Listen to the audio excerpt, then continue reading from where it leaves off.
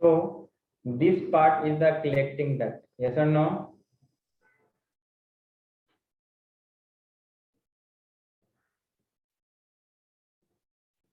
This is the collecting duct.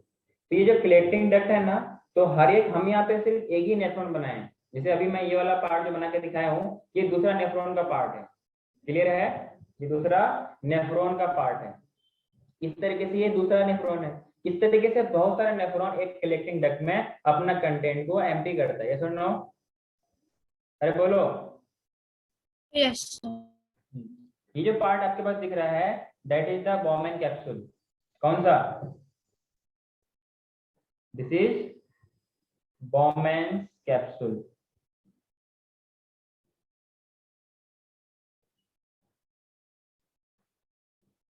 और ये tuft मतलब बंच ऑफ कैपिलरीज।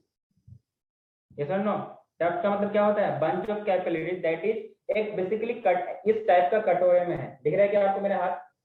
अरे दिख रहा है? यस और नो? तो इस तरीके से जो आपको दोनों हाथ को मिला करके कुछ कप शेप स्ट्रक्चर बनेगा। ये जो मेरा हाथ आपको दिख रहा है, that is the Bowman, that we call as Bowman capsule. इसके अंदर कुछ बंच ऑफ जो कैपिलरीज हैं, इनको हम लोग क्या बोलते हैं? ग्लोमेरुलस बोलते हैं। यस और नो? ग्लोमेरुलस।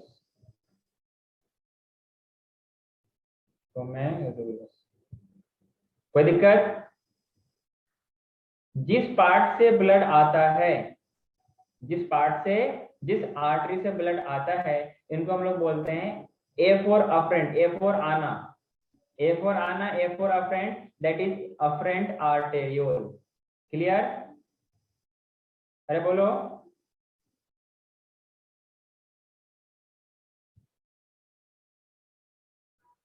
हेलो? जिस पाथ से ब्लड निकलेगा इसको बोलेंगे E for exit, E for efferent. Yes और नो?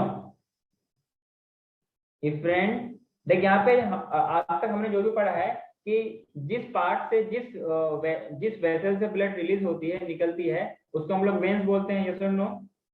आफ्टर किसी ऑर्गन के बाद। लेकिन यहाँ पर किसी ऑर्गन से यहाँ पे सिर्फ फिल्ट्रेशन हो रही है, इसीलिए आने के लिए आपके पास अफरेंट आर्टेरियोल, जो वहां पे कुछ फिल्टर हो जाने के बाद, बिल्कुल वैसे ही जैसे हम लोगों ने बायोमोलिक्यूल्स में कुछ फिल्ट्रेशन कराया था, रिटेंटेट और फिल्ट्रेट। तो यूरिन कौन होता है? जो फिल्ट्रेट में जाते हैं। क्लियर है? और ब्लड में, बॉडी में वापस जिसका किसका होता है रिएक्शन, कौन वापस जाता है? जो कि उस छन्ने के बाद जो चाय पत्ती की जगह होती है, जो रिटेंटेट की जगह होती है, और वो इफ्रेंट आर्टेरियल के थ्रू वापस सर्कुलेशन में चले जाता है। क्लियर है? और ये इफ्रेंट आर्टेरियोल अपने इन ट्यूब्यूल्स के चारों तरफ सराउंडिंग करता हुआ एक बनाता है। बिल्कुल आपको यहाँ पे ऐसा विजिबल नहीं हो रहा होगा, लेकिन जब आप इसका एक्चुअल स्ट्रक्चर देखने की कोशिश करेंगे तो बिल्कुल आपको वैसे ही दिखेगा जिससे आप लोग हेयर पिन होता है ना, हेयर को दबाने के लिए, कुछ वैसे ही स्ट्रक्चर नजर आएगा। समझ में आ रही है? Efferent arteriole. कोई दिक्कत है बताओ? हाँ जी। उसके बाद बॉमेन कैप्सूल के जस्ट पास वाला ट्यूब्यूल, क्योंकि किडनी का ट्यूब्यूल है तो हम लोग क्या बोलते हैं? रेनाल ट्यूब्यूल बोलते हैं। तो this part is known as PCT. इसको हम लोग क्या बोलेंगे? पीसीटी बोलेंगे। नॉट दिस पार्ट, ये जो रेड वाला पार्ट है। पीसीटी का मतलब कॉन्वोल्यूटेड का मतलब it is highly coiled. Yes और नो? Convoluted tubule. क्लियर है? फिर बीच में आपको क्या मिलेगा? जो यू शेप स्ट्रक्चर है, इसको क्या बोलते हैं? हेलनेस लूप बोलते हैं। क्या बोलते हैं? हेलनेस लूप। क्लियर है? एक तो आपको नीचे जा रहा है, तो नीचे जाने वाले पार्ट को बोलते हैं डिसेंडिंग पार्ट ऑफ हेलनेस लूप। क्लियर है? एक नीचे जाने वाला लिम्ब है, एक ऊपर से नीचे है, एक नीचे से ऊपर है। तो नीचे, जो ऊपर से नीचे उसको बोलेंगे डिसेंडिंग, जो नीचे से ऊपर है उसको बोलते हैं ascending. Is it clear? Descending limb of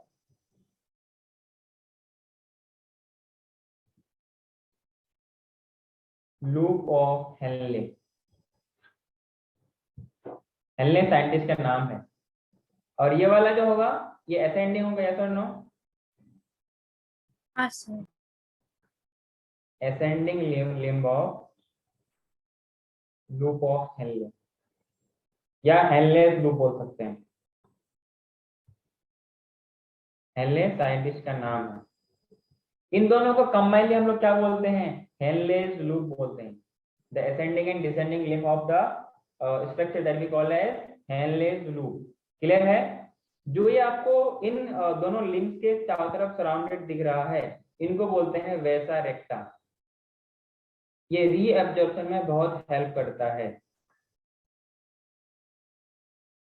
और बाद में ये वाला है, इनको बोलते हैं डिस्टल, क्योंकि बॉमेन कैप्सूल के जो पास है, जो प्रॉक्सिमिटी में है, इनको बोलते हैं पीसीटी, मतलब प्रोक्सिमल।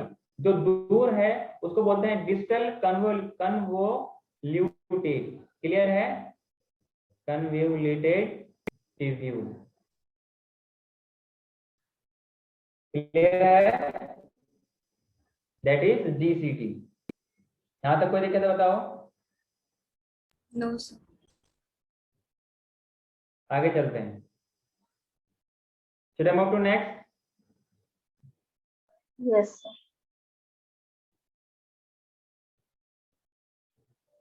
हाँ, तो जो एक्चुअल में जो आपके पास नेफ्रॉन है, तो देखो शुरू कहाँ से होगी? बॉमेन, जो आपका नेफ्रॉन वो शुरू कहाँ से होगा? बॉमेन कैप्सूल से होगा, जिसके अंदर क्या होगा? ग्लोमेरुलस होगा। ग्लोमेरुलस का मतलब क्या है? उसके अंदर जो ग्लोमेरुलस बेसिकली क्या है? टफ्ट ऑफ कैपिलरीज है, मतलब बंच ऑफ कैपिलरीज जो आपस में काफी इंडल्ज होते हैं। जो ब्लड उधर से आएगा, यहाँ पर क्या होगा? उसका फिल्ट्रेशन होगा। क्या होगा? फिल्ट्रेशन होगा। जो लीवर में गया है ना, तो लीवर से कहाँ पे आएगा? किडनी में आएगा। नो, किडनी में क्या होगा? इनका फिल्ट्रेशन होगा। और जो फिल्ट्रेट में रहेगा वो तो यूरिन के थ्रू बाहर चला जाएगा, लेकिन उसमें भी क्या होगा? कुछ रीएब्जॉर्प्शन होगा और कुछ कंडीशनल रीएब्जॉर्प्शन होगा पीसीटी और डीसीटी में। और फिर आपके पास क्या है? वैसा रेक्टा है। बात समझ में आ रही है? फिर उसके बाद जो आपका कॉमन कैप्सूल होगा, आगे बढ़ेंगे तो आपको मिलेगा पीसीटी। फिर आपका लूप ऑफ हेनले मिलेगा। पहले मिलेगा डिसेंडिंग लूप ऑफ हेनले, मतलब हेनलेस लूप। फिर आपको उनके सराउंड में कुछ पैरेलल कैपिलरीज होती है, उनको बोलते हैं हम लोग क्या? ट्यूबुलर कैपिलरी बोलते हैं, वैसा रेक्टा। क्या बोलते हैं? वैसा रेक्टा बोलते हैं। जैसे आप आगे बढ़ोगे, ऊपर जाओगे, that is ascending loop of Henle, then फिर आपको मिलेगा डीसीटी। फिर फाइनल लास्ट में जिस कॉमन पाथ में जाके मिलेगा, उनको बोलते हैं हम लोग कलेक्टिंग डक्ट। बात समझ में आ रही है? अरे बोलो। यस। हाँ, तो उसमें लिखिएगा, एक तो बात समझ में आ गई, nephron is the structural and functional unit of kidney, not like, yes और नो। इनकी साइज होती है, इनकी लेंथ होती है अराउंड 3 सेंटीमीटर, डायमीटर में around it is 20 to 60 micrometre. क्या बहुत बड़ा साइज है क्या?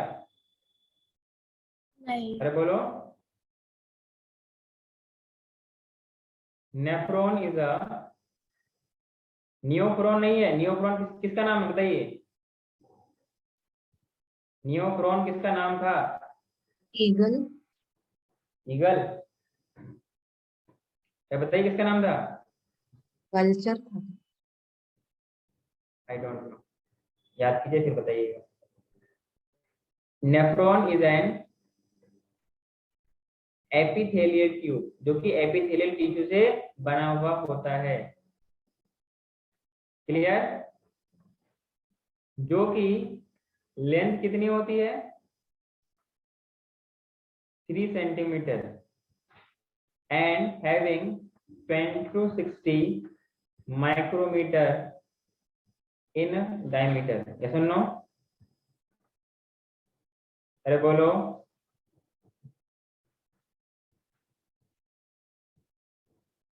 जो आपके पास बॉमेन कैप्सूल था, जो आपके पास बॉमेन कैप्सूल था, तो बॉमेन कैप्सूल एंड इनके साथ साथ प्लस ग्लोमेरुलस, ग्लोमेरुलस, इनको कंबाइनली हम लोग क्या बोलते हैं? मेल्पिगियन बॉडी बोलते हैं।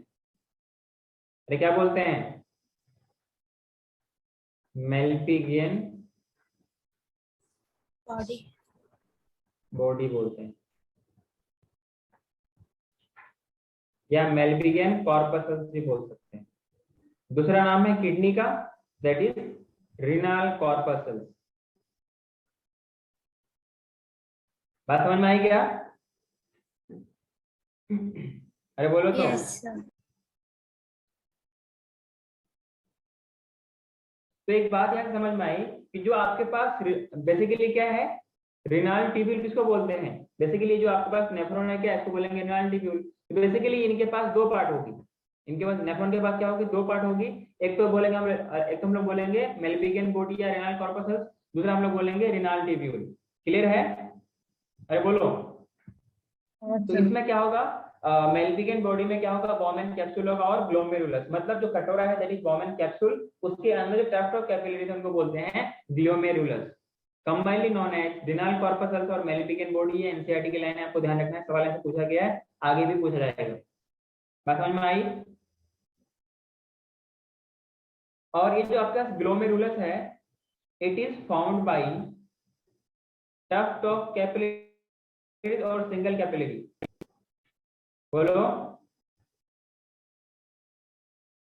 Tuft of capillary. Tuft of capillaries,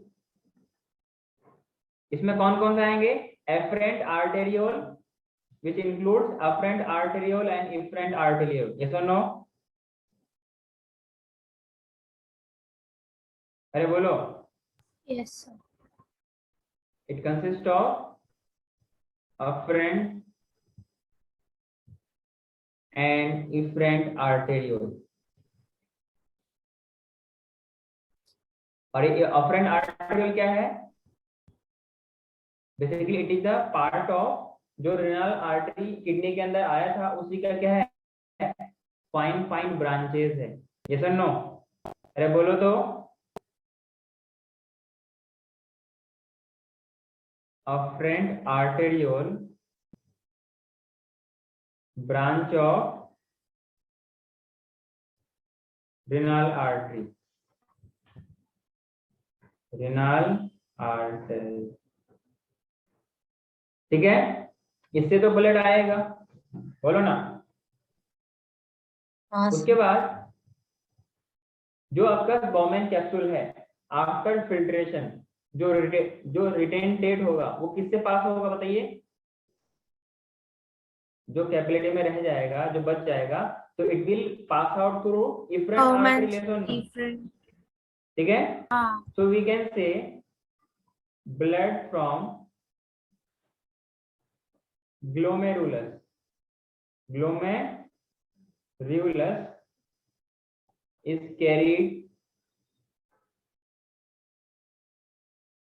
away by efferent arteriole, efferent arteriole।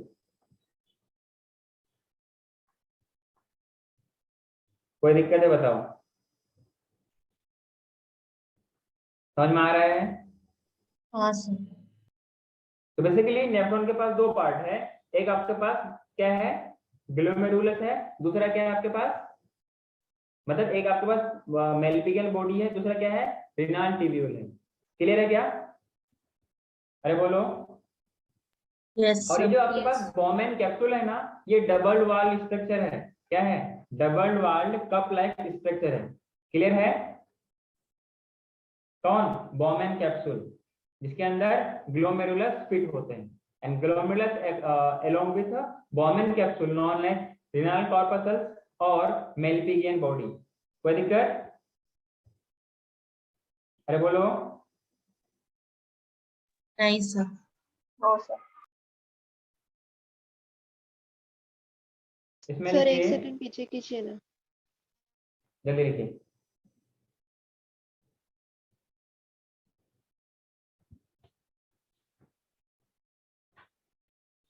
हाँ सर, हो गया। सबका हो गया? अरे बोलो। दिस रिनाल ट्यूब्यूल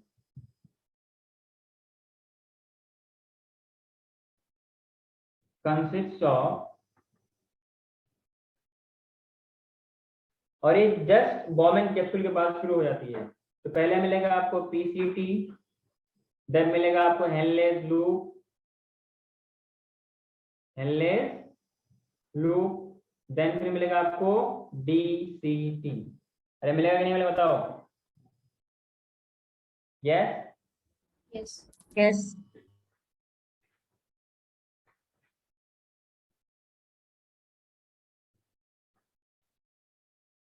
अगर आपसे सवाल पूछा जाए कि बॉमेन कैप्सूल से blood is carried away by which part, name that part. Anyone? Different art. Different order. E for efferent या A for afferent? E for A for efferent. और आता किसके थ्रू है? Afferent artery. Afferent. हाँ, फिर वो efferent arteriole में क्या होता है? What happened to that efferent arteriole after coming out from the Bowman capsule? That surrounds the what I can say renal tubule at different places. फिर उसके अंदर फर्दर ब्रांचिंग होती है और वो कुछ ट्यूबुलर कैपिलरी बनाता है और आगे चल के फिर क्या बोलते हैं हम लोग? वैसा रेक्टा बोलते हैं। डायग्राम में था ना अभी? अरे बोलो। हाँ सर। पहले मिलेगा PCT, फिर मिलेगा DCT, फिर मिलेगा हेलनेस लूप। हेलनेस लूप में आपके पास दो लिम्ब था। पहला लिम्ब कौन सा होगा? Descending limb. Descending limb of loop of Henley या हेलनेस लूप। और दूसरा क्या मिलेगा? Ascending. Ascending. असेंडिंग, क्योंकि जो ऊपर से नीचे वो डिसेंडिंग, जो नीचे से ऊपर उसको बोलेंगे असेंडिंग। कोई दिक्कत है बताओ? अरे बोलो। Yes. No sir.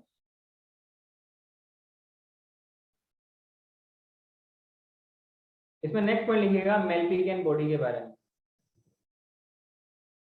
मेल्पिजियन या मेल्पिजियन बॉडी। अभी मैंने बताया इनको हम लोग दूसरे नाम से क्या बोलते हैं? रिनल कॉर्पस भी बोलते हैं। मतलब glomerular along with Bowman capsule considered as Malpighian body और रिनल कॉर्पस। क्लियर है? अरे बोलो। तो इसमें पहला पॉइंट लिखिएगा, जो यूरिन की फॉर्मेशन होती है, जो यूरिन की फॉर्मेशन होती है उनका पहला स्टेप कहाँ होती है? मेल्पिजियन बॉडी के अंदर। बॉमेन का मतलब मेल्पिजियन बॉडी के अंदर। क्लियर है? इसमें लिखिएगा it is responsible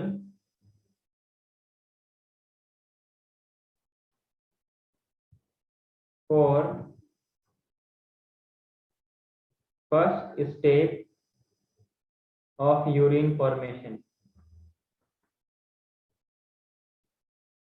Urine formation इसमें फिल्ट्रेशन होता है, अल्ट्रा फिल्ट्रेशन होता है। आपको याद होगा ना RO से, उसमें लिखा होता है ना अल्ट्रा वायलेट रेस का थ्रू होता है। फिर UF लिखा होता है। UF का मतलब क्या होता है? अल्ट्रा फिल्ट्रेशन, मतलब कुछ ज्यादा ही फिल्ट्रेशन। अरे हाँ जी, this we call as filtration. बात समझ में आ रही? बताओ। इसमें नेक्स्ट पॉइंट लिखना, जो बॉमेन कैप्सूल है इनका जो आउटर वाल है, outer wall of Bowman capsule, Bowman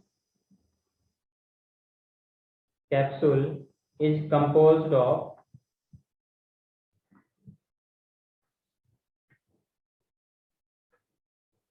flattened squamous cells।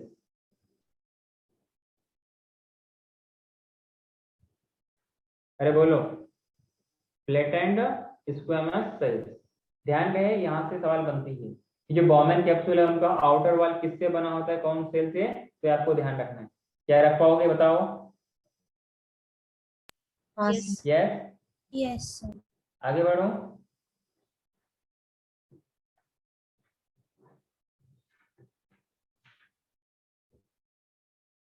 आगे बढ़ो क्या? हाँ sir. Everyone done? Yes sir.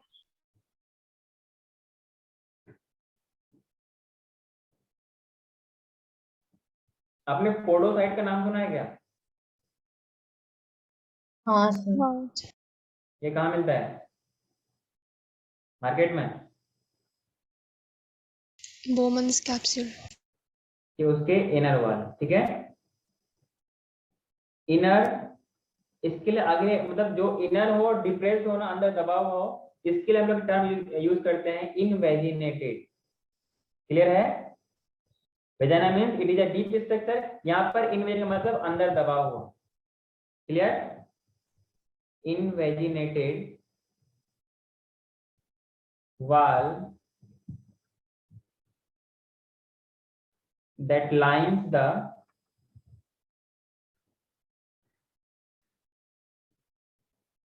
cavity of Bowman's capsule.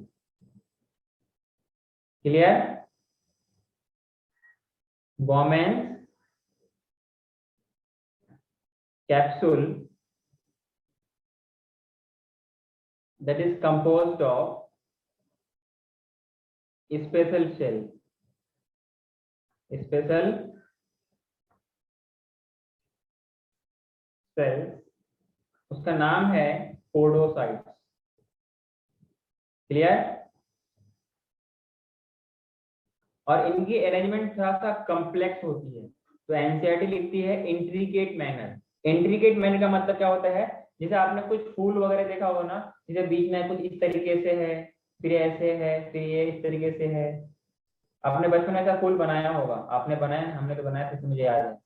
मतलब थोड़ा सा कॉम्प्लेक्स कर दिया, एक के ऊपर एक, इससे करते करते बहुत बड़ा सा कर दिया, तो इस अरेंजमेंट को हम लोग बोलते हैं इंट्रिकेट। क्लियर है? मतलब कॉम्प्लेक्स अरेंजमेंट को बोलते हैं इंट्रिकेट मैनर, जो मैंने आपको डायग्राम में भेजा भी है। ठीक है ना? व्हाट्सएप पे चेक कीजिए आप। तो इसका पोडोसाइट अरेंजमेंट काफी इंट्रिकेट मैनर पे होता है। क्लियर है? अच्छा, कुछ इस तरीके से अरेंज है कि ताकि ये अलग अलग पोडोसाइट के बीच में थोड़ी सी स्पेस है, उनको हम लोग बोलते हैं फिल्ट्रेशन स्लिट या स्लिट पोर्स बोलते हैं। यस और no? Arrange in intricate manner. Clear? Intricate manner, जिनकी वजह से it leaves some minute space,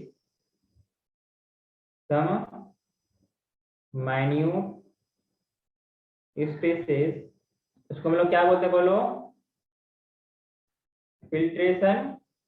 filtration slits का मतलब होता है गैप, और स्लिट पोर्स बोलते हैं। ये आप लोग क्लास 12 में पढ़ेंगे, स्लिट के experiment, Young modular slit YD SE, Young modular slit experiment, जो कि मॉडर्न फिजिक्स में आएगा। अरे बोल भाई, मतलब नो सॉरी, मॉडर्न फिजिक्स में इसमें आएगा, वेव क्या बोलते हैं, लाइट वेव वगैरह में आएगा, ऑप्टिक्स के पार्ट में नहीं आएगा, क्लास 12 में, वो भी पार्ट 2। क्या इतनी बात समझ में आएगी आप लोगों को? फिल्ट्रेशन स्लिट बोलेंगे, और इन्हीं फिल्ट्रेशन स्लिट्स के थ्रू यूरिन पास होता है। बात समझ में आई क्या? मतलब मान लो जो चाय छानने वाला था, जो फिल्टर था, उसके थ्रू, उन पोर्स के थ्रू वो निकलेगा, तभी तो सारे का सारा निकल जाता है। और कितना amount, around few litres of water that is release in a day. ऐसा नहीं कि बहुत सारे लीटर ऑफ निकल जाता है।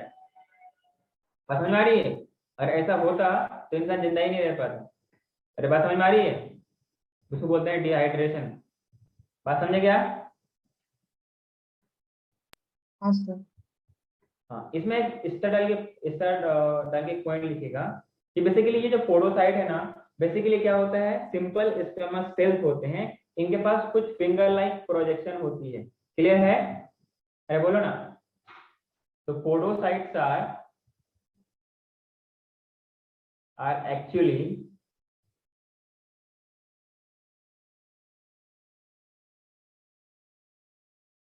क्या होता है बताइए? Simple squamous.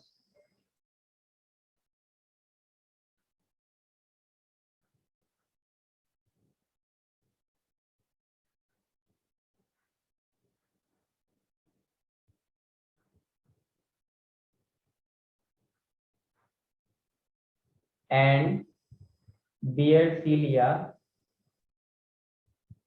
एनबीआर सीलिया कहाँ पर, देखो एक तो आपके पास बॉमेन कैप्सूल हो गया, वहां पर पोडोसाइट्स था, तो ठीक है, वो सिंपल स्टोमस हो गया।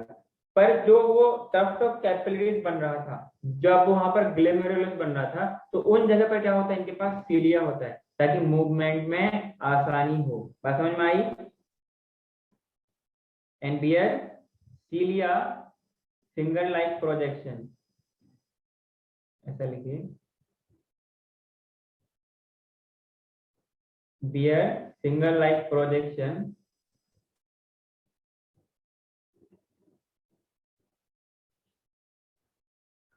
which are coiled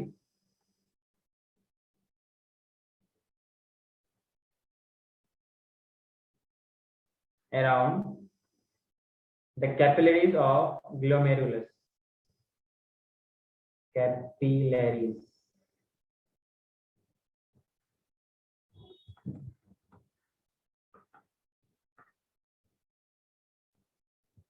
Glomerulus.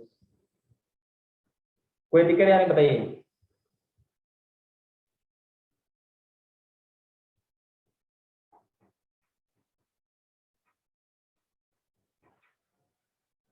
आगे बढ़ो। Yes. Yes. Everyone done? Moving to next.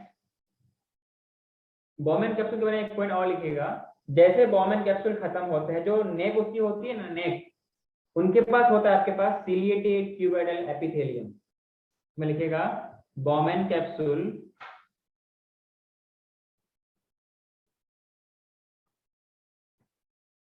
is followed by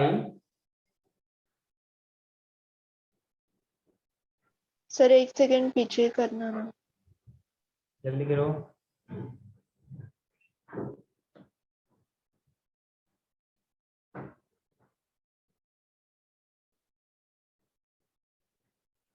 हाँ सर हो गया। followed by short neck। उस शॉर्ट नेक में क्या होता है बताइए? that short neck lined by ciliated cuboidal epithelium। Clear है? ये नीट में सवाल पूछा जाता है, अभी पूछा गया भी।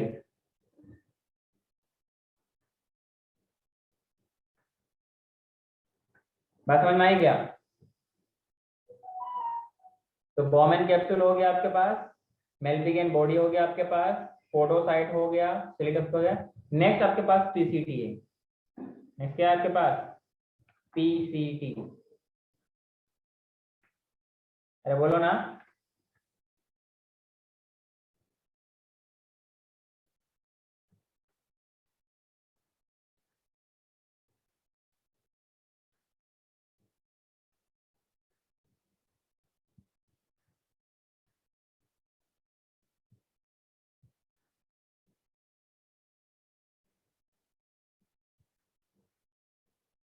दिस कन्वोल्यूटेड ना,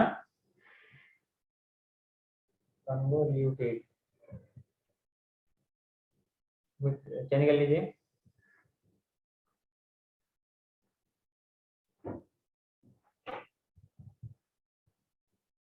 कन्वोल्यूटेड, ठीक है।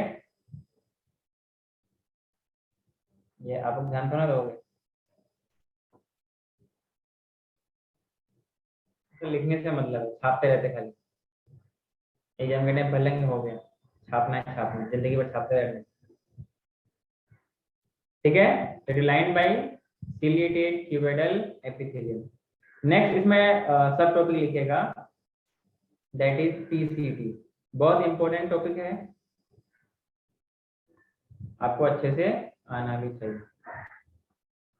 पीसीटी का फुल फॉर्म होता है प्रोक्सिमल, क्योंकि बॉमेन कैप्सूल के प्रोक्सिमिटी में रहती है, क्लोज एप्रोक्सिमिटी में रहती है, इसलिए क्या बोलते हैं? प्रोक्सिमिटी, मतलब प्रोक्सिमल कन्वोल्यूटेड ट्यूब्यूल।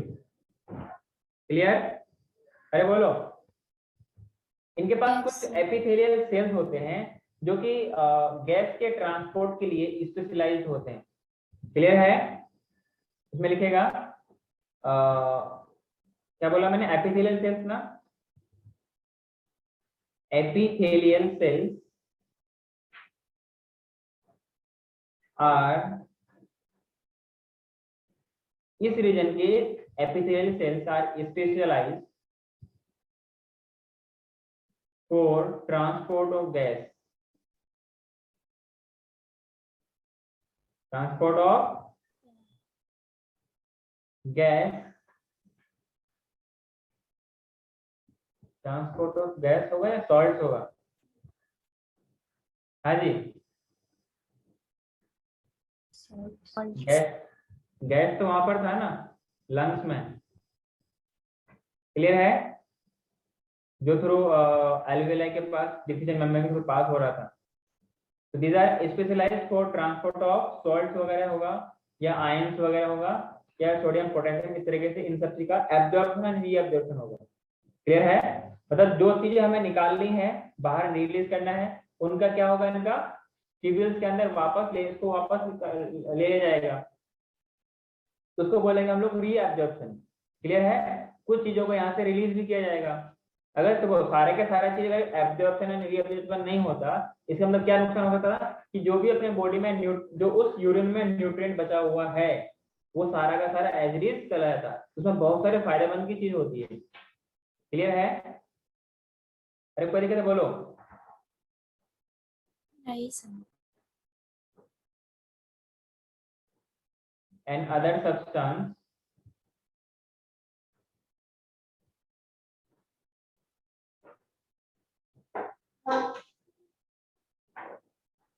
फ्रॉम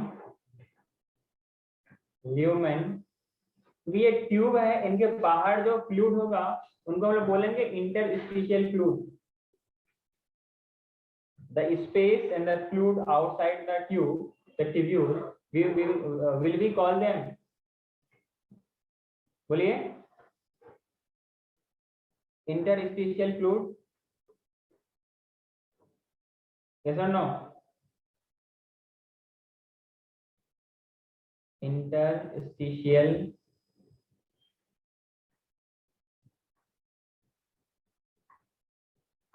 यहाँ तक कोई दिक्कत है बताओ?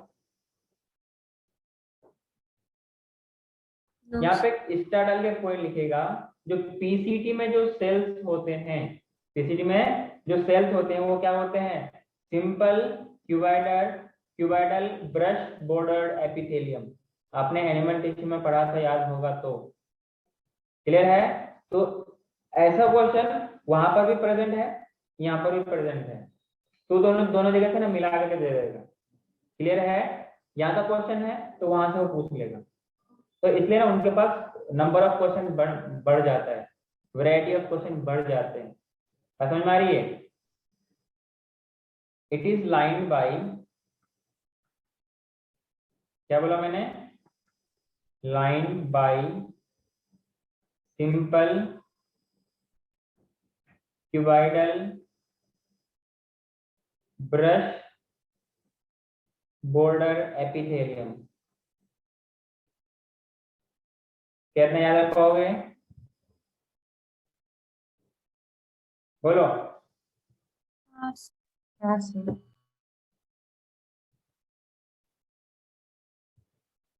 आगे बोलो, बताओ।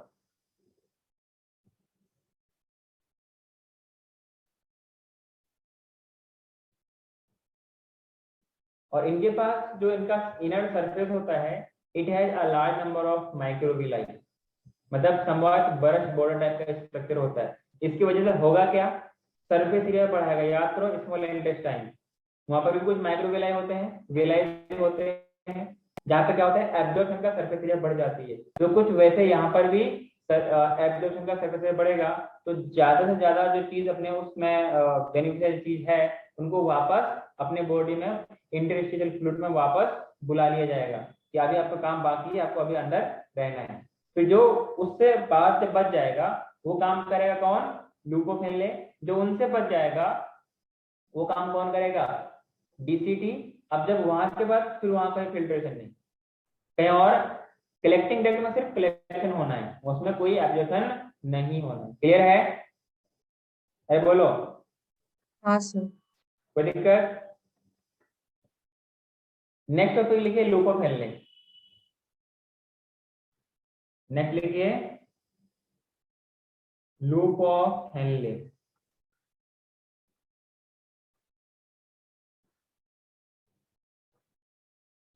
अरे बोलो, सिंपल सा। कोई अगर पूछे कि सर मतलब कोई पूछे कि लूप हेनलेस लूप क्या है, तो आप इजीली कह सकते हो कि सर पीसीटी के बाद शुरू होने वाला और डीसीटी से पहले खत्म होने वाला।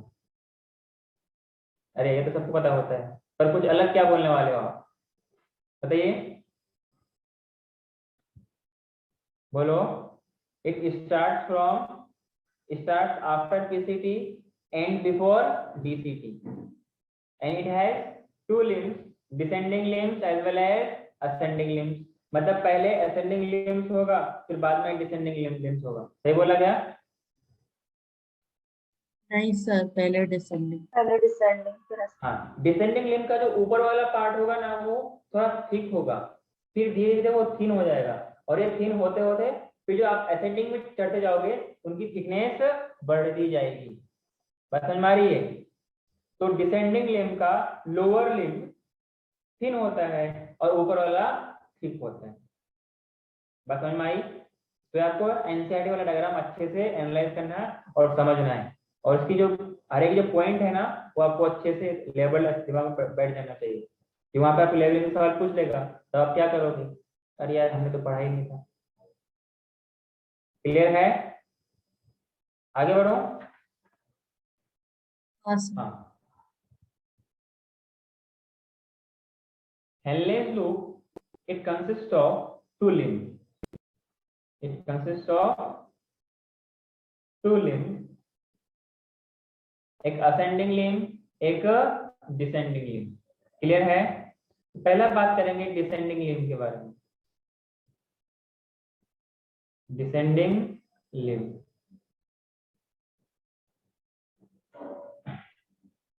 जो इनका अपर पार्ट होगा,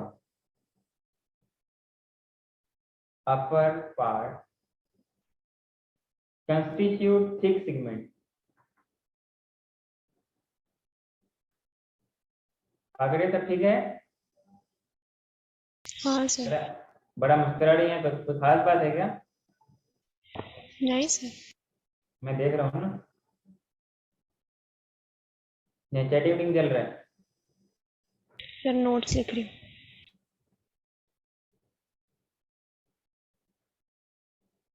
Same diameter as PCT,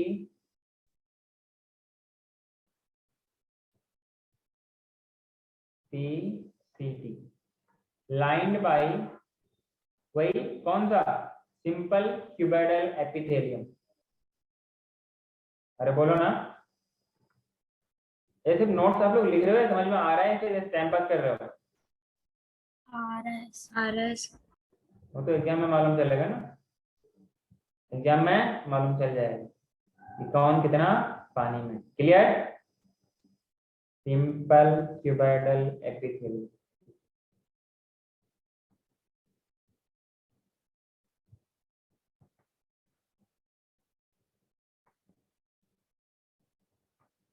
simple cuboidal epithelium. इसमें लिखिएगा लोअर पार्ट। अभी मैंने कुछ देर पहले बताया था ना कि लोअर पार्ट क्या होगा? थिन होगा। अरे बोलो ना, yes have thin segment.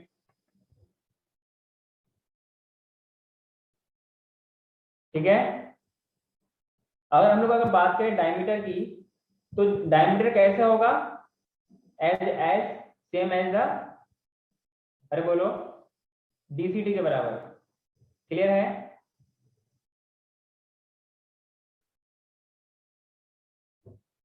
Diameter same as DCT. एक मिनट, अभी इसमें डायमीटर की बात नहीं करेंगे ना, ये थिन सेगमेंट है,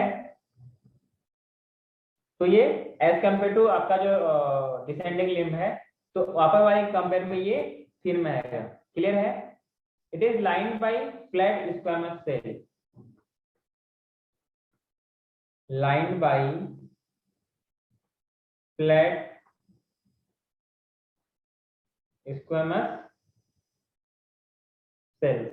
कोई दिक्कत है? अरे बोलो।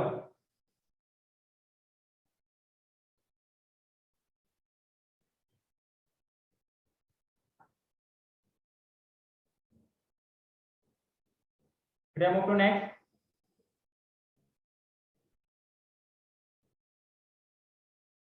Yes. Everyone done? जिनका हो गया बी पार्ट के लिखिए असेंडिंग लिंक।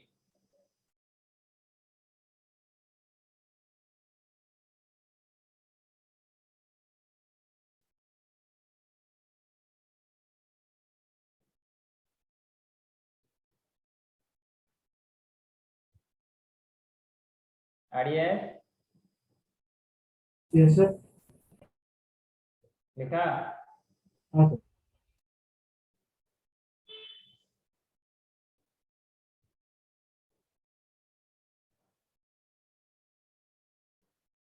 आगे बढ़ो। बी पार्ट देखिए लिखिए असेंडिंग लिंक।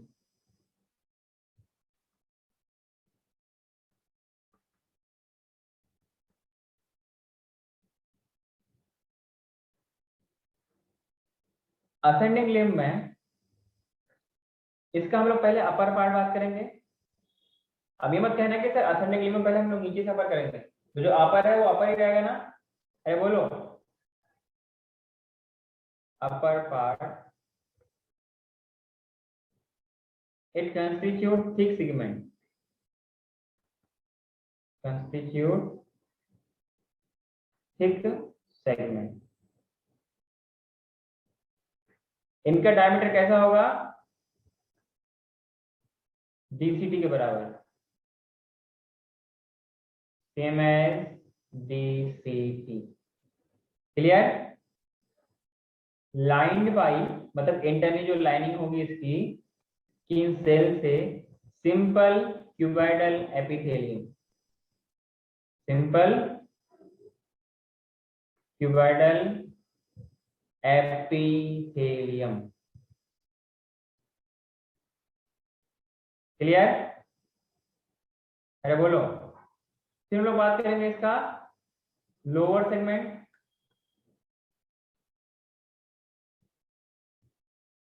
जब लोअर सेगमेंट की बात करेंगे तो उसमें लोअर सेगमेंट क्या होगा? पहले के नंबर में थिक होगा या थिन होगा? Thin segment lined by flat squamous cell. पहले ऐसा लाइंड बाय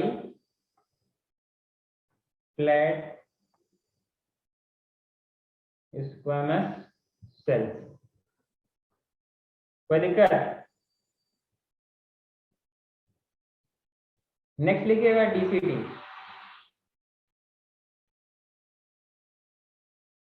नेक्स्ट लिखिएगा DCT।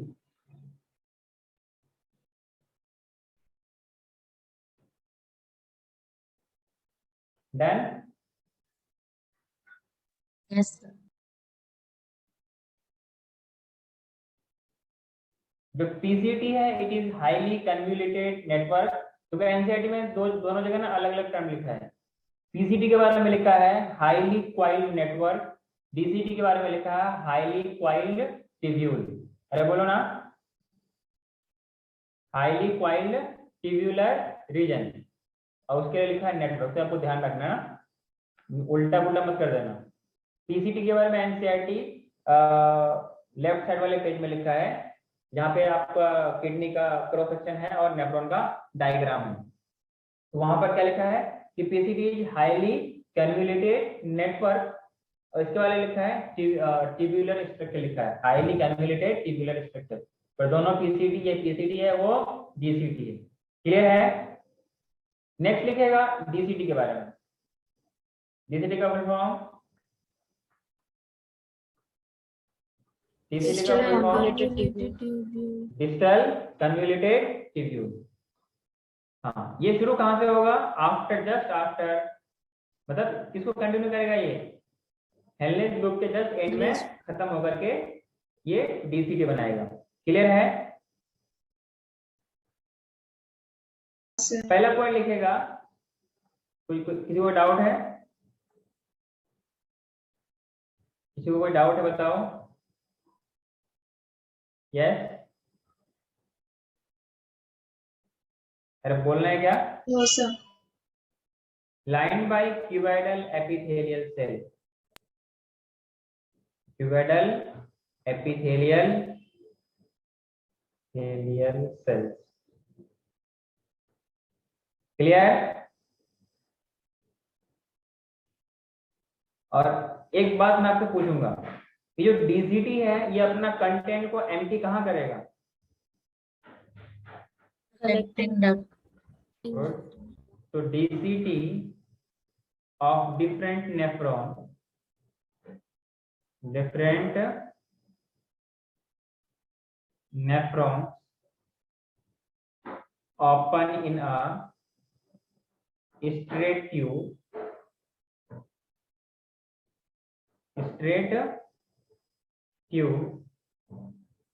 called collecting duct,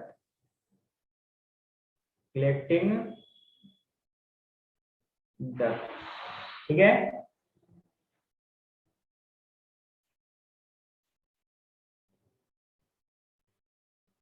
इतना इतना लिखा आप लोगों ने क्या?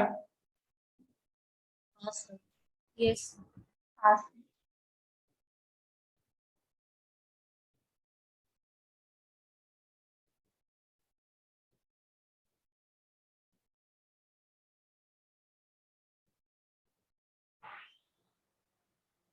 नेक्स्ट पॉइंट लिखेगा,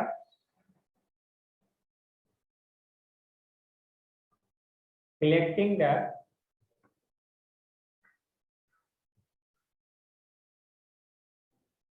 that is present in, ये सारे के सारे कहाँ प्रेजेंट होगा? मेडुलरी पिरामिड में प्रेजेंट होगा। क्लियर है?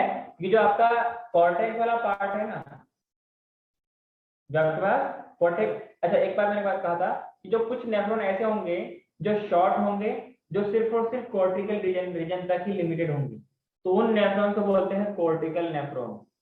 क्लियर है?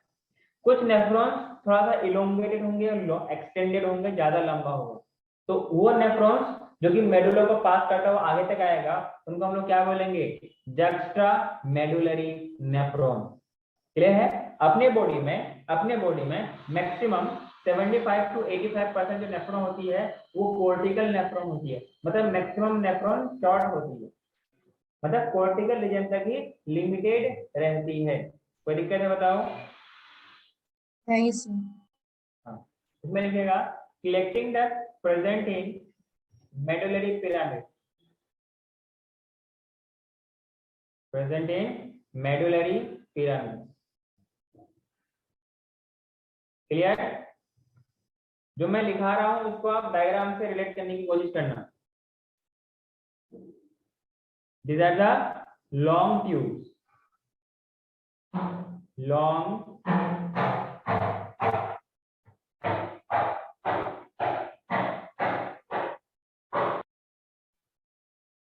तो मैंने क्या बोला कि the collecting duct that is present in the medullary pyramid, basically these are the long tubules।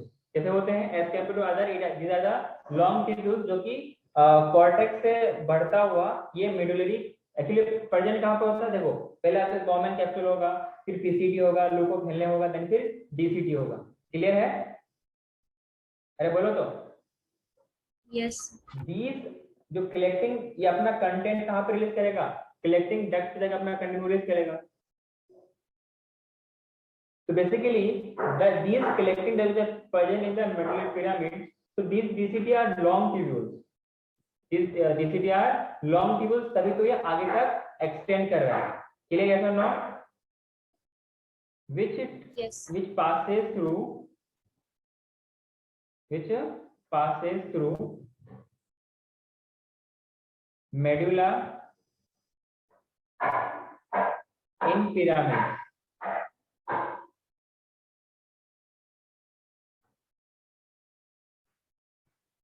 आगे बढ़ो क्या?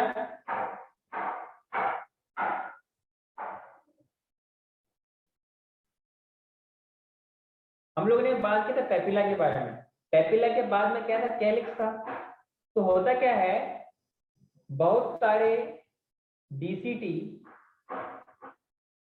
पेपिला में आके मिल करके कन्वर्ट करके एक छोटा सा स्ट्रक्चर बनाता है। क्लियर है? मैंने आपको एक डायग्राम, एक फोटो शेयर किया था, उसमें एक, हाँ, जो कैलिक्स वगैरह था, कैलिक्स और पिरामिड के बीच में जो स्पेस है, जो कनेक्टिंग पार्ट है, उसको हम लोग पेपिला बोलते हैं। इस तरीके से बहुत सारा छोटे छोटे माइनर कैलिक्स मिल करके मेजर कैलिक्स बनाता है। तो आपने जो मैंने आपको डायग्राम शेयर किया था उसमें इसमें लिखा है, मतलब उसमें डायग्राम में अगर ध्यान से देखिएगा तो सेम स्ट्रक्चर, छोटे छोटे ब्रांच आगे करके क्या बना है, बड़ा सा स्ट्रक्चर बना है। तो पहले आपको माइनर कैलिक्स मिलेगा, फिर बाद में क्या मिलेगा, मेजर कैलिक्स मिलेगा। These major calyx opens into the renal pelvis, the funnel-shaped structure. Through hilum, it goes to the, मतलब फिर वहां से उनका कंटेंट यूरेटर में जाके मिलता है। क्लियर है? तो दिस यूरेटर, जो यूरेटर होती है वो रेनल पेल्विस से उस कंटेंट को लेके बाहर जाता है। किसी को कोई दिक्कत है बताओ? आगे बढ़ूं? अरे आगे बढ़ूं क्या? Yes. Yes. नेक्स्ट पॉइंट लिखिएगा इसमें कंटिन्यू करके। इन पेपिला, पेपिला कहां मिलेगा, कैलिक्स से पहले।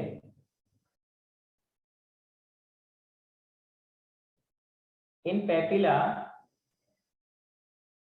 द मेडुलरी पिरामिड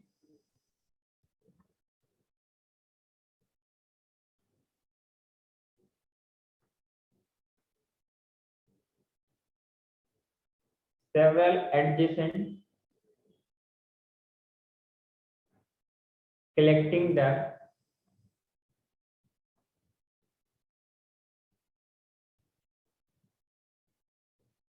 कन्वर्ट करते हैं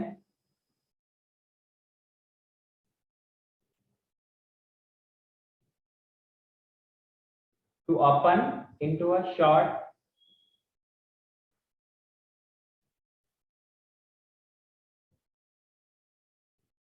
common short and thick duct of belly। Clear है? थिक डक्ट, उस डक्ट को हम लोग क्या बोलते हैं, डक्ट ऑफ बेली बोलते हैं, जो कि कहां प्रेजेंट होगा बताइए, मेडुला में प्रेजेंट होगा। अब मेडुला किसका, मेडुला के पेपिला में। क्लियर है? तो ऐसा में अंडरलाइन करके लिख लीजिएगा। तो डक्ट ऑफ बेली कहां प्रेजेंट होगी, present in papilla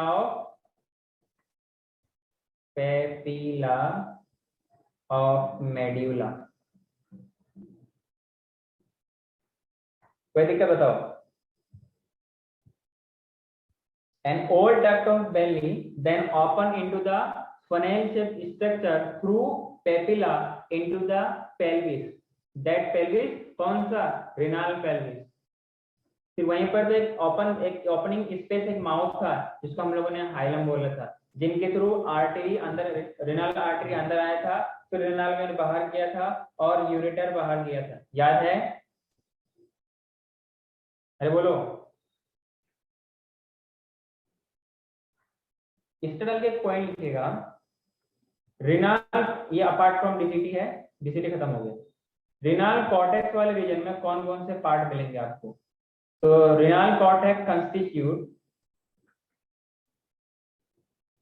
renal cortex it constitute, एक तो मिलेगा आपको मेल्पिजियन कॉर्पस। ध्यान से मतलब याद करने की कोशिश कीजिए, डायग्राम को याद कीजिए। मेल्पिजियन कॉर्पस,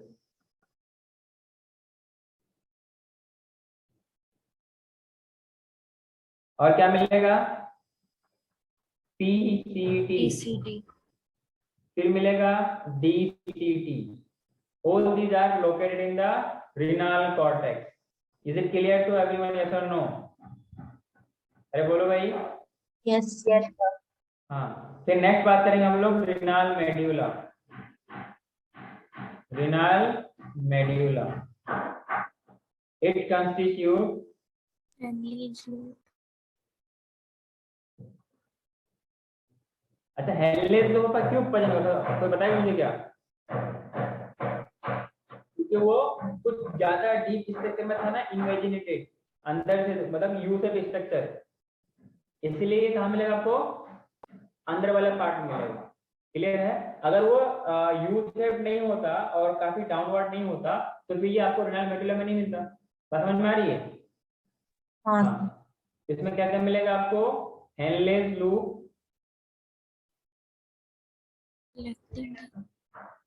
कलेक्टिंग द गुड, एक और बता दो, एक और, तो पहले नहीं बोलोगे,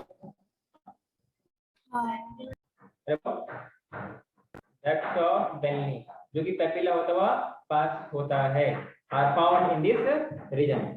कोई दिक्कत है क्या?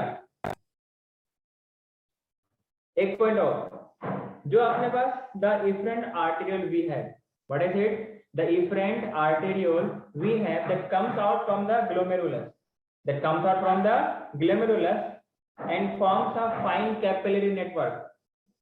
उसको हम लोग क्या बोलते हैं? जो मतलब जो आपके पास रेनाल ट्यूब्यूल था, मतलब पीसीटी और डीसीटी, नॉट डीसीटी, पीसीटी और हेनलेस लूप, इनके सराउंड में कुछ नेटवर्क ऑफ कैपिलरीज था क्या? उनको हम लोग बोलते हैं पेरी ट्यूब्यूलर कैपिलरी बोलते हैं। क्लियर है? पेरीट्यूबुलर कैपिलरी आगे चल के जो और नेटवर्क स्ट्रक्चर बनाता है, इनको हम लोग बोलते हैं क्या? वेसा रेक्टा। दोनों का अलग अलग काम है। मैंने आपको ग्रुप में शेयर किया था, एक पॉइंट आपको अगर याद हो तो, कहाँ गया वो? देख, जो आपके पास वेसा रेक्टा होता है, these are tiny capillaries, जो कि देखो इफरेंट आर्टरियल से जो शुरू का जो कुछ नेटवर्क स्ट्रक्चर होगा, those are known as peritubular capillary. Peri मतलब बाहर, बाहर वाले ट्यूबुलर का जो कैपिलरी है उसको हमने बोला पेरीट्यूबुलर कैपिलरी। क्लियर है?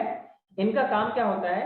the vasa recta are the tiny capillaries that surround the Henle's loop and provide nutrient and oxygen to the renal medulla। मतलब वैसा रेक्टा किसको देगा? क्योंकि मेडुला वाले रीजन में पड़ जाता है कौन? ये हेनलेस लूप, तो उनको न्यूट्रिएंट और ऑक्सीजन प्रोवाइड करेगा वैसा रेक्टा। क्लियर है? वहीं पर जो आपके पास पेरीट्यूबुलर कैपिलरीज था, these are capillaries that surround the PCT, DCT that provides nutrient and oxygen to the renal cortex वाले रीजन पे। मेरी बात समझ में आई क्या? अरे बोलो। Yes, sir. तो पॉइंट बना के लिख लीजिए इफरेंट आर्टेरियल के बारे में। इफरेंट एनसीईआरटी में पॉइंट लिखा जो मैं लिखा रहा हूँ, आर्टेरियल। इसमें पहला पॉइंट लिखिएगा आप लोग,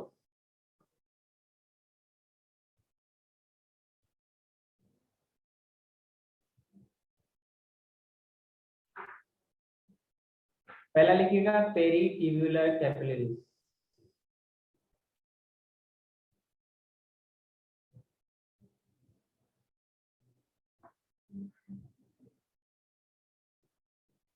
that surrounds PCT, DCT।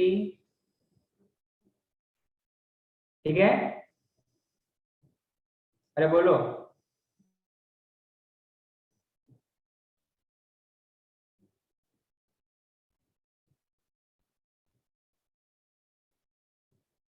एक मिनट लिख लेंगे आप लोगों ने।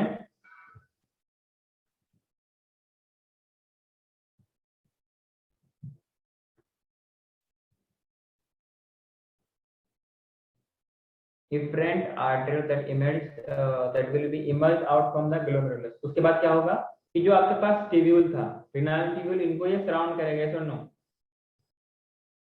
Fine capillaries network around renal tubule।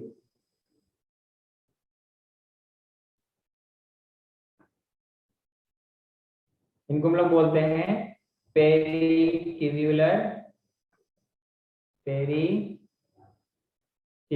Capillary. Clear? ठीक है? और Yes. इन्हीं पेरिट्यूबुलर कैपिलरी से जो फर्दर ब्रांचिंग होंगी उनको हम लोग बोलते हैं वैसा रेक्टा। क्लियर है? अरे बोलो, इसमें कंटिन्यू करके लिखेगा, it surrounds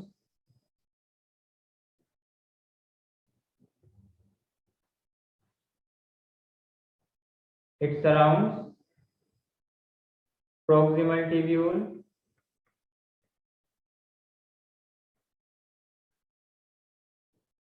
and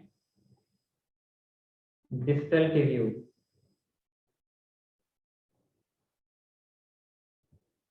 and provides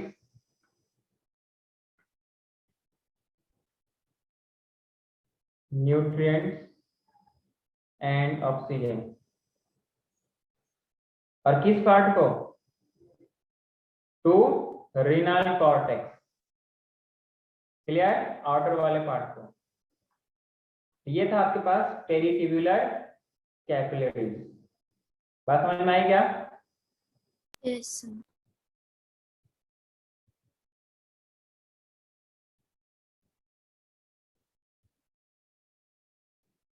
आगे बढ़ो। नेक्स्ट लिखेगा वैसा रेक्टा। Everyone done? सर 1 सेकंड पीछे कीजिए।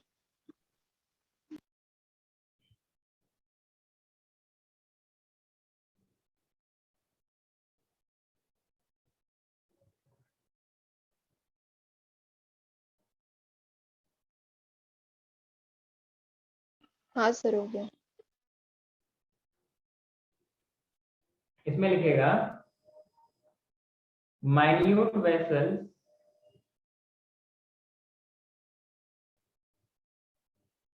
एनसीईआरटी के लाइन में of peritubular capillary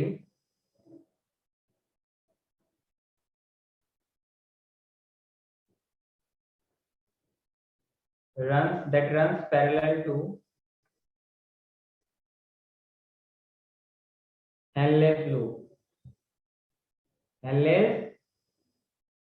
loop forming a U-shaped structure। Clear? क्या बोलते हैं? वैसा रेक्टा बोलते हैं। क्लियर है? इनका काम क्या होता है? Provide nutrient. किस पार्ट पे न्यूट्रिएंट ऑक्सीजन देगा? बोलो।